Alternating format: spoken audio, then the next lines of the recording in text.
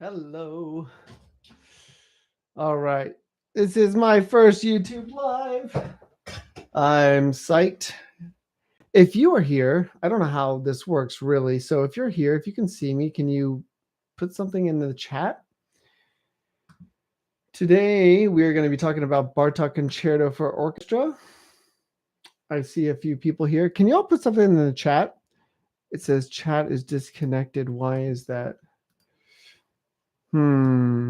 Please, why we reconnect?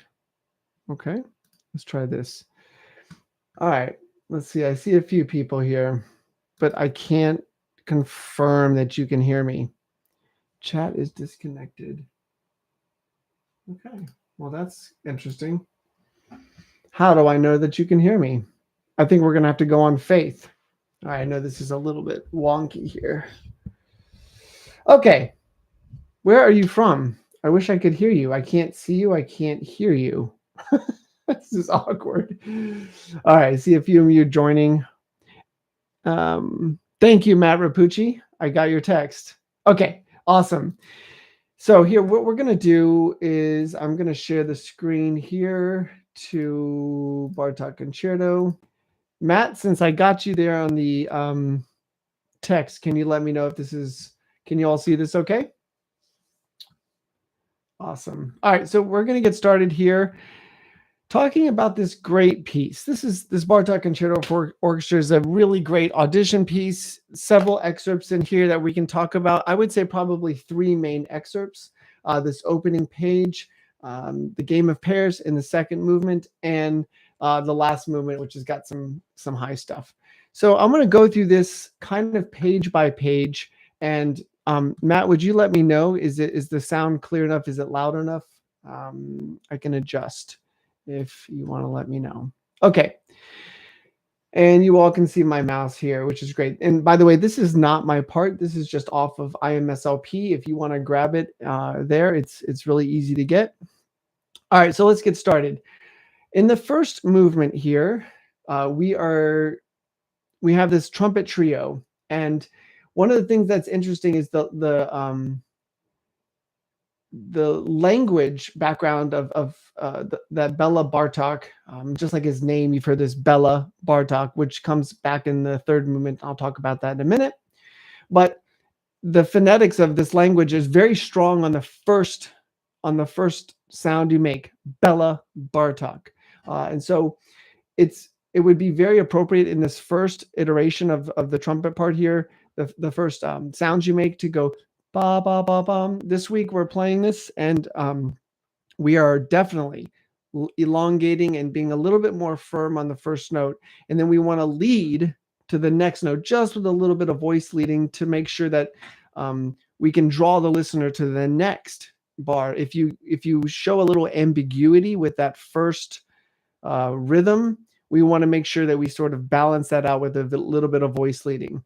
The other thing that's really important in this is the trumpet harmonies sometimes are dissonant, and then of course they're consonant sometimes. So for example, here on this B right here, I need to know you should know that this is E major, and that second trumpet has a G sharp and an E in the third trumpet. And so I need to pull this B up, even though I'm coming down here in the harmony. So it really is kind of awkward for me to do that, just because it's easy to sag into that. So you got to be careful to keep the pitch up.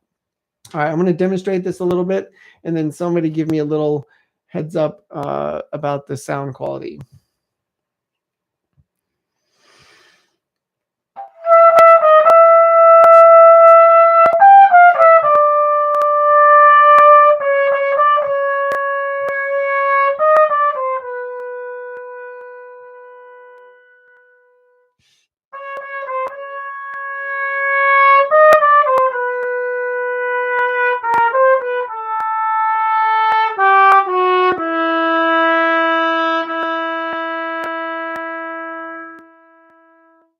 So I hope you all can hear that okay. I'm also using this nicer mic. It's one of the benefits of YouTube is that I can use my normal setup here at home. This is a Royer 122. So hopefully the sound is coming through okay. And pardon me for that first kind of miff on the first note. The other thing I want to just mention really quick before we get going here is that the way that we think about sound is we should be flexible in the way that we think of sound, and that this is pianissimo, and I'm probably playing louder than pianissimo, but I'm trying to play with the essence of a pianissimo disposition of sound. And maybe the easiest way we could talk about this from a very um, sort of generic way would be sort of open mouth, closed mouth. So if I go ba ba ba ba, now I could play pianissimo in decibel level, but it's going to sound loud. Or I could go doo, doo, doo, doo, ba ba ba ba. And so I'm really in this as in instance, I'm trying to think of the sound that's very sort of ooh. And Gatala, my teacher, used to tell me that 3 people can play softer than one, and as a lesson in that we can take a chance to try to make a beautiful, clear sound, and to go for the soft, but really most importantly is to go for the quality of sound. Okay, so this next part here where we have these A's, this is actually a little bit more tricky than it looks. We have this poco accelerando here, and we have little minefields here that are rests. And we want to make sure, what I would suggest, highly suggest, is that your last breath be here. Do not take any more breaths after that, because you're going to be late. And this moves along quicker. These rests get shorter and shorter and shorter. So here you want to come up with a very stern sound, very rigid, sort of like a steel rod of sound.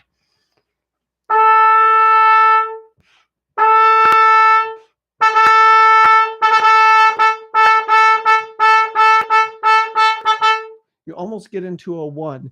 You really want to make sure you hold on to that part of the sound, that snappy part of the sound. Okay, let's get into a little bit of mute discussion. In this next part, moving down here, as you can see, we need to mute here, and somebody's marked this mezzo forte. I don't know about that, but this is the mute that I use for this section. This is a trum core, and I use a little foam ring, as you can see. And this helps for me balance out this mute. And what it gives me is a little bit of leeway. I can lean into the trumpet a little bit, and I can activate the mute in a very even way. So you want to make sure that in this spot, you mold and meld right into the woodwind section here and put a little dim at the end of it.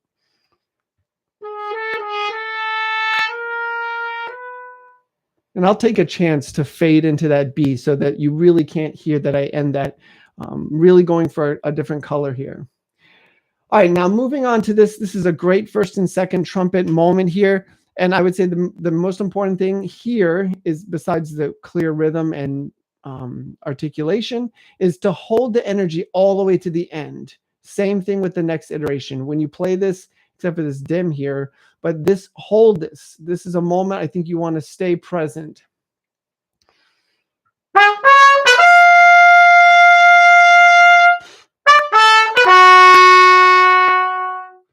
And then keep the horn up because it's easy to forget this low A here.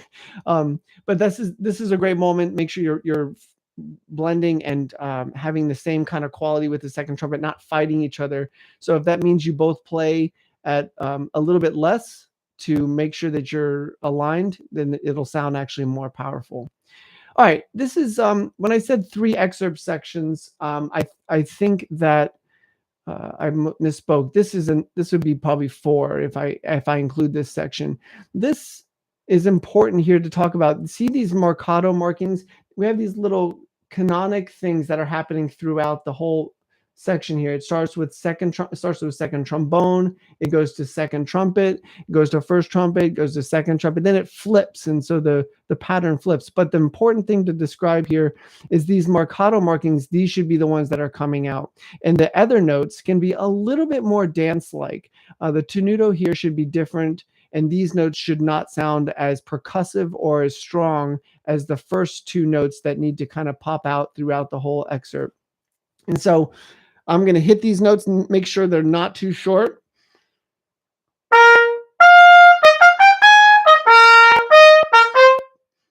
So I'm not going dee da da. There's a lot of recordings out there, friends, that this is just too strong and it sounds dominant and angry and pissed off. It does not need to sound like that. It needs to sound sort of like up and joyous with a little bit of dance-like quality, strong and joyous. So here at 340, 358, so you see somebody's put an arrow here. This is very easy to slide sharp on this note. But again, I'm thinking of centering these notes and like strong, strong, dance, dance, dance, dance, dance, dance, strong, strong. And then once the whole brass section enters here, you keep time and articulation in these fourths all in tune, and it becomes a really beautiful moment.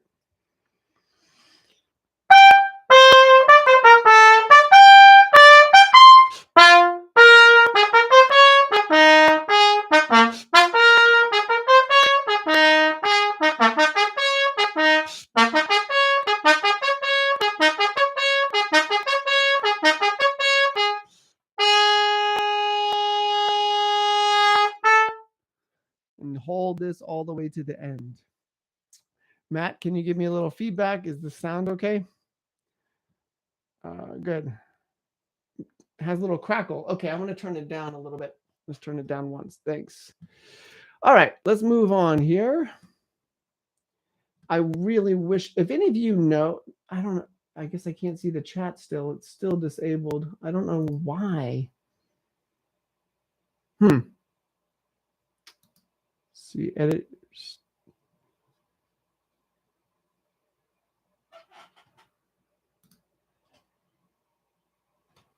Let's try this. Start Q&A.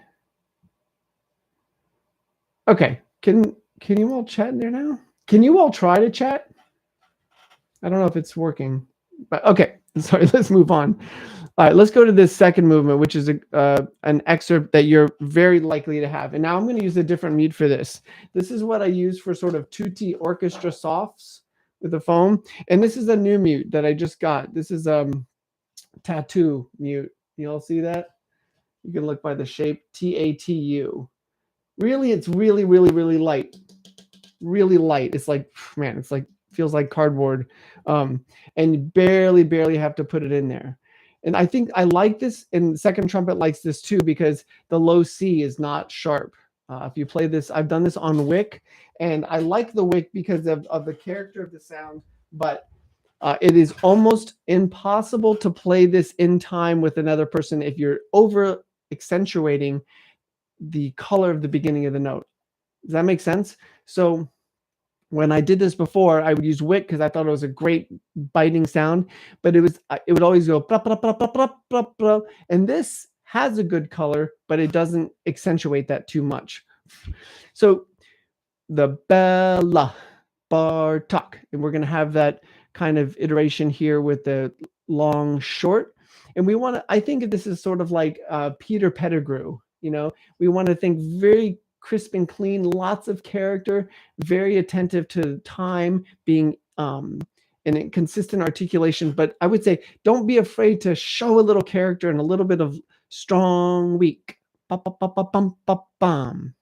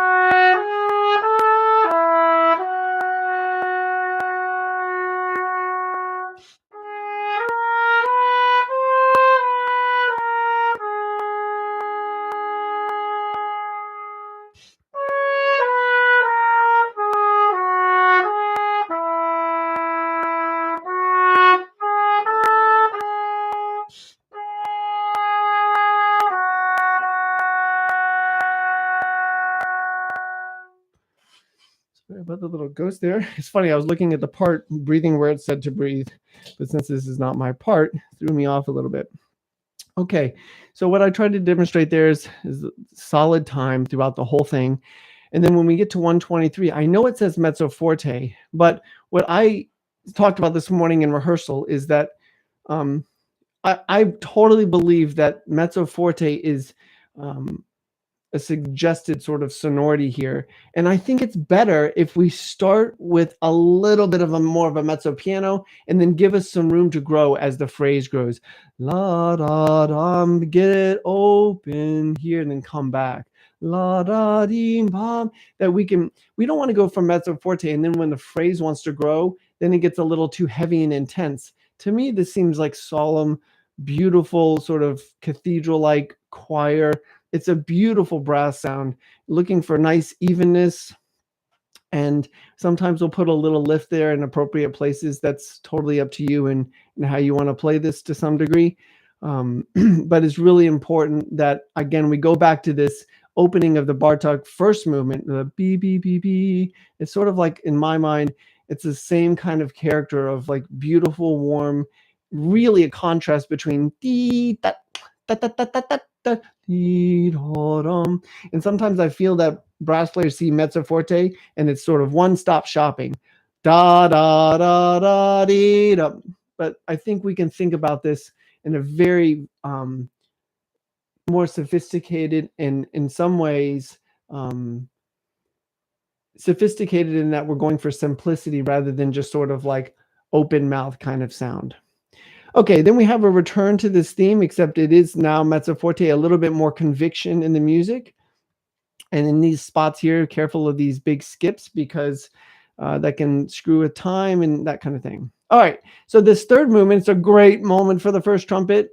This Bela, Bartok, I want you to think, or sorry, I won't tell you what to think, but what I'm thinking about is I'm thinking about the struggle that this is trying to show. So the strings go la da da dum, trumpet ba bum ba bum, yee ba ba bum ba bum ba bum.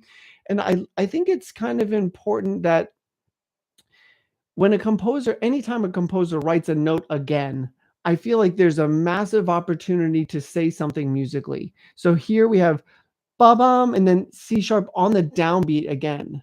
Now we have B to A sharp and then A sharp on the downbeat. So how do we phrase and think of these notes? E on the upbeat, E on the, and then F on. So it's like, it's really not that there's four notes. It's really two notes.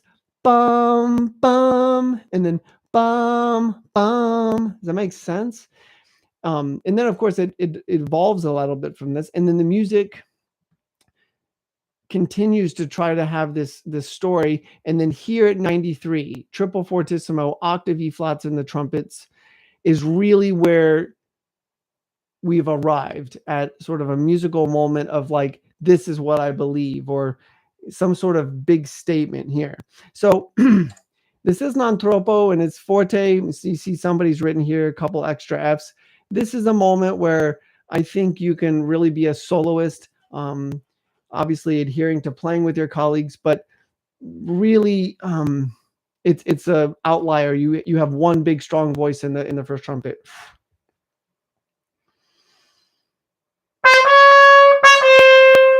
Probably too much for the mic, sorry.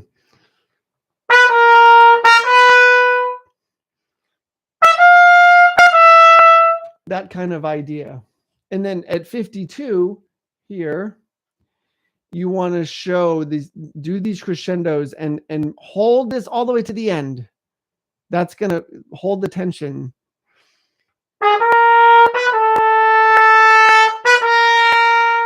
And it's always Bela, Bartok. It's always strong note on the first downbeat, whether it's comfortable or not. That's what we're shooting for.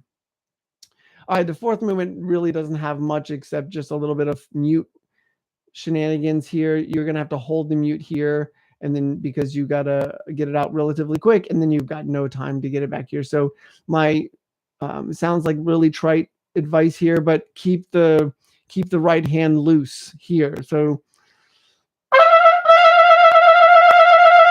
I'm really keeping my wrist loose because and I'm trying to put the work in the right place. It's easy to get this but keep the arm relaxed. Work in the chops, keep the airflow, but keep the wrist nice and loose. All right, now let's go to this last movement in these couple excerpts. And I wish I could see your questions, but I cannot. I don't understand why. Can you all see that? I don't know why. Matt, help me out here. Why is chat not working? Okay. Let's keep going. That's frustrating. All right, this is probably the most challenging excerpt in the whole piece. Here we are up pretty high. If you would like to play this whole thing from 211 to right here on an E-flat trumpet, go for it. I don't think the music is going to suffer. And if it really helps you put this D-flat into a B-flat, and it helps you obviously do your homework, make sure that you can transpose this and it feels very comfortable. Now, if we're talking about auditions, you're going to want to practice that switching. You know, you're playing pictures at an exhibition, you play Leonore, and then now you got to play Bartok. Practice that transition to the smaller horn. For me, I just play this on C trumpet. And if you've ever studied this, you know this excerpt pretty well. It is the handoff between the second trumpet here at 201 and the first trumpet. And they keep kind of playing this game of tag to make one big line. And there are technical things here to consider. I won't get too much into that, but adhere very strictly to the time. You have no room to put a little extra space on a dotted note to speed up on these eighth notes. If you don't have that discipline in your practice session, when you get to the first rehearsal, it is going to throw you off like crazy. So much of trumpet playing is timing and doing things in a coordinated way. And if you practice it with a little bit, oh, I got the notes and it feels fine, and then all of a sudden you get into an orchestra situation and the time is different than you think, or everybody's going and you are not able to do that, you're going to feel wrong. Hopefully if your awareness is up, that you'll notice like, oh my gosh. But you want to go ahead and put that into your practicing. Make sure that you're really on time with this stuff. Make sure your finger work is worked out right here before 231. And then when you get to the high lick, my test for making sure that I have these D flats. Now, first, of course, you have to make sure you can play a D flat, but I would practice getting the D flat right here. And I'm gonna like trampoline off of these two notes. Ba-bum, B, ba-bum, bum, bum. Maybe I'll put the D flat here rather than like wait for the D flat. If I'm practicing this, I want to make sure that my form, the way that I start these notes, is in the form that's going to help me have a high D flat. So I might do something like,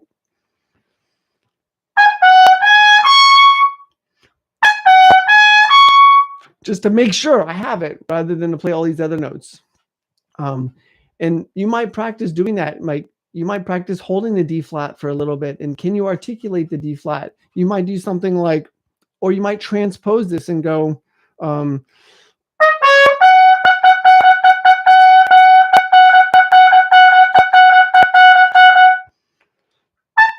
then change the transposition note by note.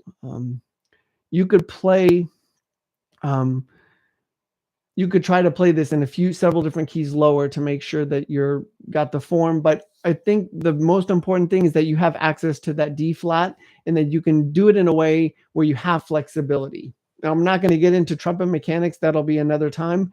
But having that D flat accessible is obviously super important, and you don't want it to be a big reach. You want it to be an extension and excitement of the airstream through a nice, strong embouchure. Okay, that being said, musically speaking here, we are really want to raise the hairs on the back of that audience's head. You want them to just feel like launched with so much energy, so much, as Gustavo would say, like gusto, so much sort of joy and enthusiasm. And that's this motive, this 1-5-1 motive is really throughout the entire last movement. And so you want to make sure that not only they're ringing in tune, but they're phrasing them in a way. All right, let's see. Let me give it a go.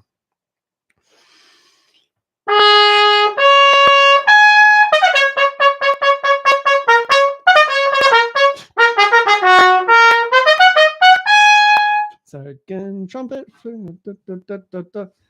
This is tricky fingering, so you want to work this out in different rhythms.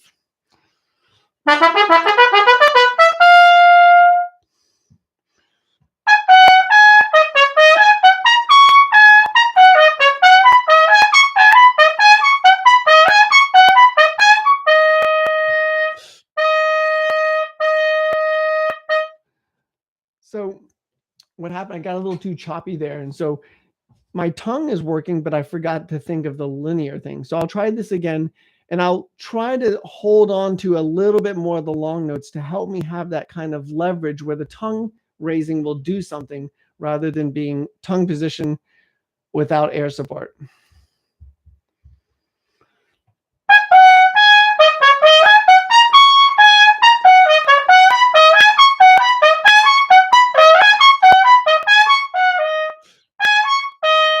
See what I'm saying? That helps. You can help. The D flats came out a little bit better because I'm kind of anchoring on the low notes with air support, letting the corner stay firm, and then letting the tongue position excite the airstream to get a high note. Hopefully that makes sense. All right. And just a reminder, you're playing this with all the woodwinds. This is not an Alpine Symphony moment where, upon the glacier kind of thing where you're trying to burn the barn down with your sound. I think it sounds a little bit piggish and gross if you try to dominate here. You just want to be augmenting and really being a team player with the woodwinds. They can play quite loud too. But if you try to fight them on this and try to sort of be too aggressive, I think it loses the sort of joy and enthusiasm we were talking about before. All right, just to finish up here, this has gone on a little longer than I expected. But anyway, thank you all for being here. I'm going back to this mute. I'm going back to this mute here for any of this soft stuff here. What I would suggest, this is tricky here, there's high notes here. And so I really have to stay in time in these moments here because there's lots of quick notes going around in the strings, and make sure you keep this little thing right here and this thing right here in time, and this triplet here. It's easy to sort of manipulate time here, but keep it moving. And in this 3 bars rest, I'm not sitting back and having a drink. Staying in the game because I'm trying to connect this G with that B. Okay.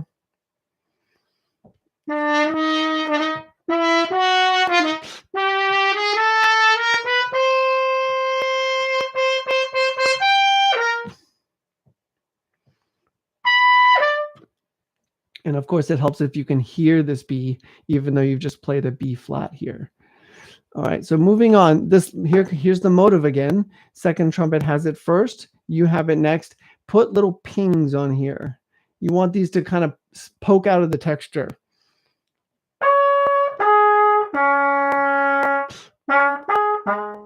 So you need that kind of ping without getting it loud.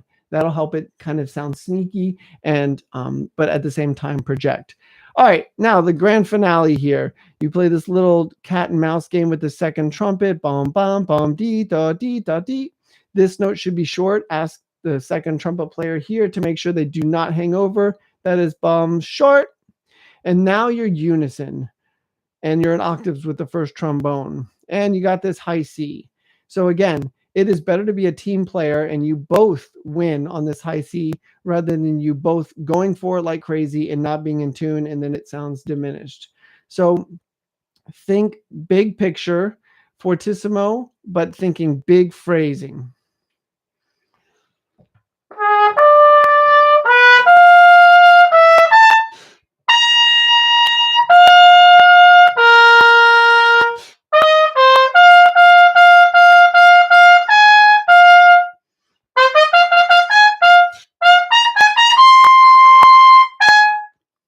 And very common for people to crack this note here. I've done it a few times myself for sure. You want to keep, don't put a space here with the tongue too big. And that because your chops will sort of be like, what? Relax, pia, and you'll miss.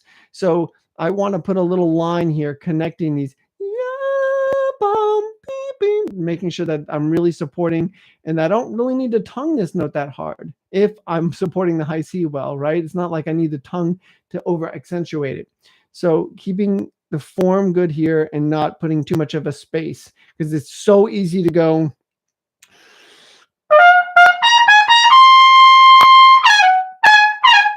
like trying to do too much there. Do as little as you need, do as little as possible. All right, and then we got two alternate endings here. First trumpet comes in right before this. This is a little alternate ending here that somebody scratched out. Hardly ever done. I don't think I've ever done it actually. And we come back here to this cascading thing. Trumpets do this nice little line here, a little bit of a dim. And then all of these are firm. Again, I've heard this many times that people go, it sounds aggressive, but I think there can be a little bit of like decay on these notes, because it's the articulation and the clarity of sound on these that makes it, and that it builds, that makes it more exciting rather than just holding an aggressive kind of profile of sound. So I hope this helps you all. As I get more familiar with YouTube Live, I'll get a little more savvy. I'd like to see the chat working, so I don't know why. Some reason it's not letting me do the chat. I'll look into it. But I like this platform better because then I can put it right here on YouTube and edit it up, clean it up a little bit, and have it be a resource for you all permanently, rather than filming it vertical in IG and then trying to convert it poorly to Instagram or to YouTube. So thank you all. I'm going to post this here. If you all have any questions on this, go ahead and put them in the chat. Thank you for being here on my first YouTube Live.